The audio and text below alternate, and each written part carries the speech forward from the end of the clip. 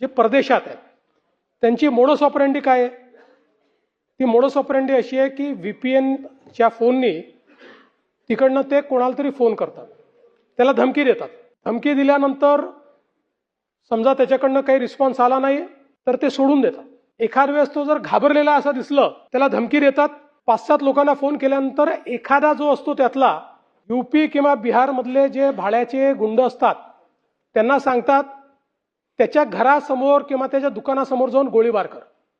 त्याच्यावर नाही करत, जेणेकरून तो टेरराईज झाला पाहिजे आणि टेरराईज होऊन त्यांनी खंडणी दिली पाहिजे. ही एक नवीन मोडस ऑपरेंडी आहे. यांनी आता जेवढ्या ठिकाणी हमले केले त्या ठिकाणचे गुंड आपण शोधून काढले. ते सगळे भाडोत्री निघाले, सगळे पैसे देऊन त्या ठिकाणी ते करतायत.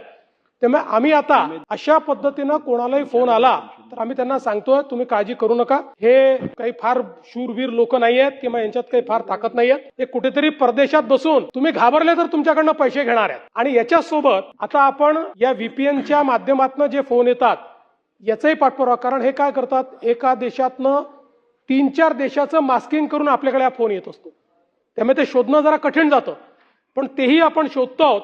आणि शोधून बरं यांच्याही मध्ये आता काय झालंय की ही जे काही फोन यायला लागले यांच्यात आता आरजू बिश्नोई आणि रोहित गोद्रा असे 2 जण आहेत, जे पूर्वी एक गँग होती त्याच्यात 2 गँग झाल्या.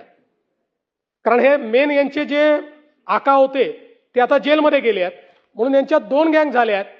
दोघंही वर्चस्वाकरता प्रयत्न करतायत. पण मी निश्चित आश्वस्त करतो यांनाही आपण शोधून काढू आणि हे जे काही किरायाचे गुंडबिंड घेतात या सगळ्यांचा या ठिकाणी पूर्ण